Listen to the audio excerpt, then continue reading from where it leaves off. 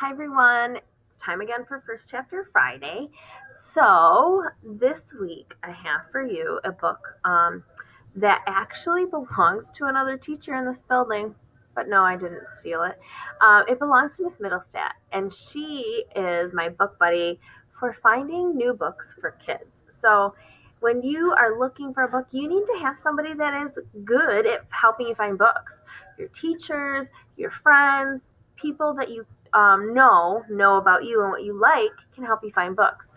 So this book is one that Miss Middlestat recommended to me. Now, I also have book buddies that are people that read the same type of books that aren't kid books, because I do read those too.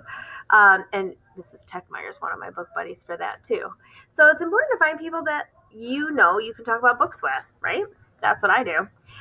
So the book I have for you today is called All He Knew by Helen Frost. I had never heard of this book, but I can tell you when I read it, because Miss Middlestat recommended it, I read it in a day because it was that good in my mind. So let me just read the back. Now, the saying, don't judge a book by its cover? You shouldn't judge a book just by how it looks. But the words on the back give us a piece of the story to make us decide, do we want to read further or not? Henry waits with Mama until someone comes, a woman, not unkind, not gentle either. Follow me, she says, and when she sees I cannot hear, she points, and Henry walks that way, through another door, Mama not allowed to follow. He's going somewhere without his mom.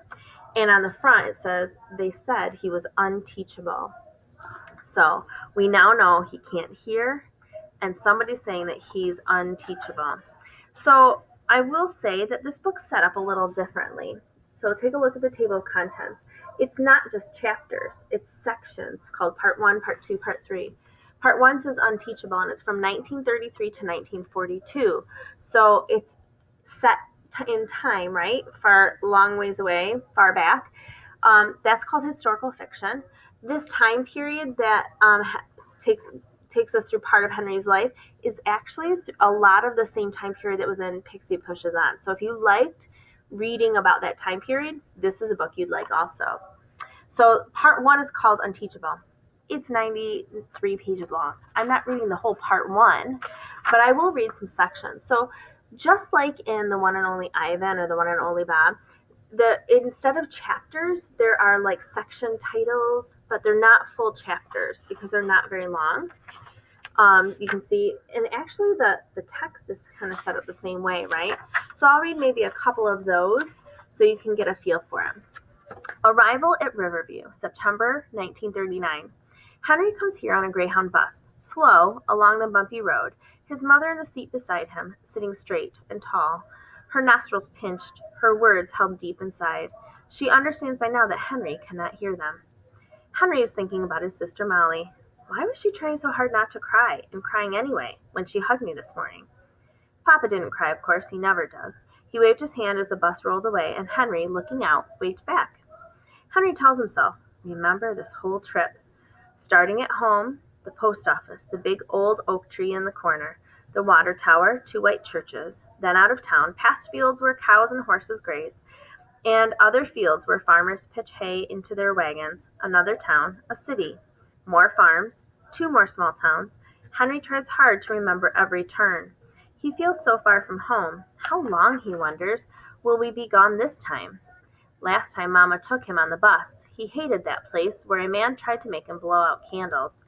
It wasn't even anybody's birthday. And then the man got mad when Henry wouldn't do it. That time it was night when he and Mama got back home. Papa met them at the bus station, waiting with Molly in the dark. No one cried that time. So why was Molly crying when he got on the bus this morning? Henry keeps thinking about that. Maybe those big boys have been teasing her again. Why do they do that? Henry thinks it is because of him, the way those kids pointed at him and said something to Molly. She stood up tall as if they couldn't hurt her, then grabbed Henry's hand and took him home. Later on, her eyes were red. Henry picked a big bouquet of dandelions, and they brought her smile back. He wants to get home soon so he can pick more flowers. Henry brings his mind back to today, concentrates to make sure he remembers the last few minutes of the bus ride. The bus stopping every so often to let people off and on. Then Mama looking at her map at every stop. Henry thinks, I bet that barn used to be red when it was new. But now look how the roof is falling in. There must be mice in there because that cat just came out is fat. At the next stop, right after the barn, Mama gestures. Here's where we get off. The gate, the grounds, a row of trees, Mama holding out her hand, Henry's small hand wrapped in hers. Along the stony path and up the 27 stairs, to this room where they wait. Blue carpet, big soft chairs, cool water in a pitcher with 2 drinking glasses. The heavy door, the room where Mama signs some papers. Back in the first room, a father arrives with 3 children and departs with 2. Henry waits with Mama until someone comes. A woman, not unkind, not gentle either. Follow me, she says, and when she sees he cannot hear, she points and Henry walks that way. Through another door, Mama not allowed to follow. Why not? What is this place? Who are these people? So remember, that was on the back. So the next page, it's really just one page, it says all mixed together. So it's the same year, right, 1939.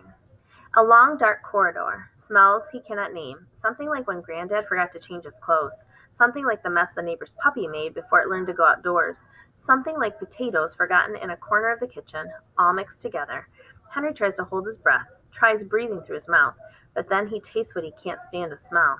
He wants home, biscuits warming in the oven, wild roses by the gatepost, the wind smell when Mama takes the sheets down off the line. What is Molly doing at home right now? Who will make her smile if I'm not there?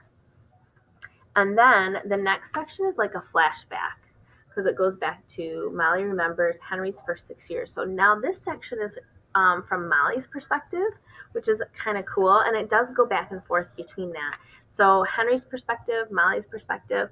So Molly's the older sister because it says Henry is born. She's remembering that, which is one cool thing about this book.